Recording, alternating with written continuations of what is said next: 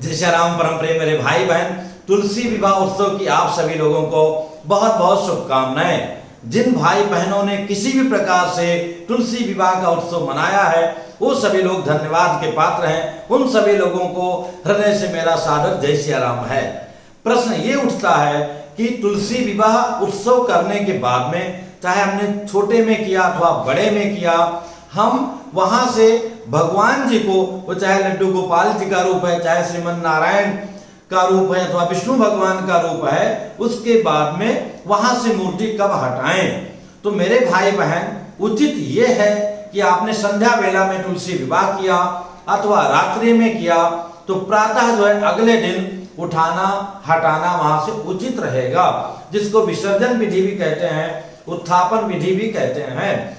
विसर्जन विधि वहां पे लागू होगी कि अगर आपने आचार्यों पुरोहितों को बुला करके उनके द्वारा वहां पर आप कलश स्थापना करके और जैसा विधि मैंने बताया था वैसा किया है तो विसर्जन विधि होगी, नहीं तो उत्थापन विधि होगी।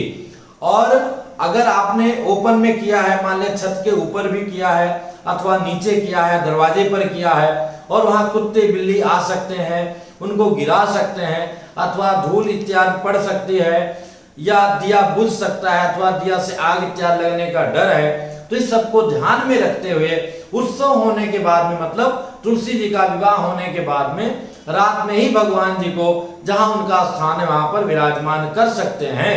वहीं अगल बगल में टेबल पर तुलसी मैया जी को भी रख सकते हैं और प्रातः काल में जहां तुलसी जी को आप नित्य रखते हैं वहां रख सकते हैं। और अगर आप वहां पर सुरक्षित हैं तो प्रातः उठ करके स्नान इत्यादि करके और पुनः तुलसी जी का और नारायण भगवान का जो भी रूप में आपने पूजन किया था, दोबारा उन दोनों का पूजन करके आरती इत्यादि करके फिर उनको अपनी अपनी जगह पर बैठा देना चाहिए। जो भी सामग्री आपने चढ़ाया है और वो उपयोगी है, एक हमारे धर्म बहन है, वो घर का जितना सड़ा केला होता है और जितना जय जय श्री राम कह नहीं सकता हूँ कैसे वो सीधा हमारे यहाँ पहुंचा जाते हैं। मैं कभी मना नहीं करता हूँ क्योंकि एक आचार्य के रूप में, ब्राह्मण के रूप में मना करना उचित नहीं होता है। तो ऐसा बिल्कुल मत दीजिएगा कि आपका दिया हुआ पा करके किसी का मन खराब हो।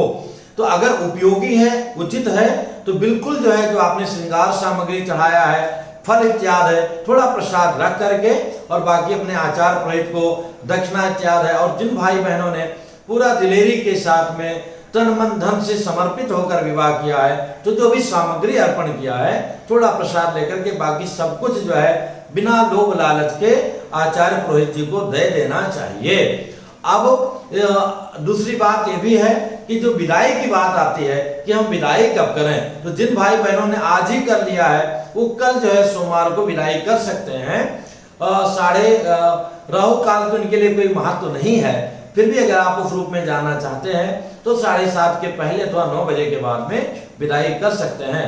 और जो मेरे निवेदन को मानते हुए अथवा कहीं से और भी जानकारी लेकर के 15 नवंबर को कर रहे हैं वो लोग अगले दिन विदाई करेंगे।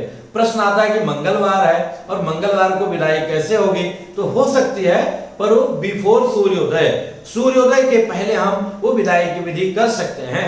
कई जगह तो जो अतिशय उत्साह में आकर के, और आना भी चाहिए, जो भक्त जन उत्सव मनाते हैं, अपने गुरुजनों को, आचार्यों को, पुरोहितों को बुलाते हैं, साधु संतों को बुलाते हैं और प्रातः काल में तुलसी मैया और नारायण जी की विदाई करके उनको भेज देते हैं। पर ये कंपलसरी नहीं है, ये करना आवश्यक नहीं है। तो तुलसी मैया जी को उसी प्रकार से सम्मान पूर्वक अपने घर में रख लीजिएगा और नारायण जी को मंदिर में रख लीजिएगा। पंडित जी अगर अपने घर के भगवान को लाए हैं और तुलसी मैया जी को ले जाना चाहते हैं, सुरक्षित रखेंगे तो आप भेज भी सकते हैं। ये कोई अनिवार्य नहीं कि आप उनके साथ भेज ही दें अथवा ना भेजें, ये आपके ऊपर है। वो जहां भी रहें सुरक्षित रहें, अच्छी तरह से रहें। और तो इसलिए बिल्कुल घबराने की बात नहीं है। रात्रि में अगर वहां पे छांव है, अच्छी तरह व्यवस्था है तो वहीं रहने दीजिए। अगर व्यवस्था ढंग का नहीं है तो उनको उनके स्थान पर विधिवत बाकी चीजें फूल इत्यादि हटा करके 1-2 कोमल फूल रख करके बाकी उनको नित्य की तरह विश्राम करा दीजिए। फिर मिलूंगा एक नई जानकारी के साथ में। जय श्री राम।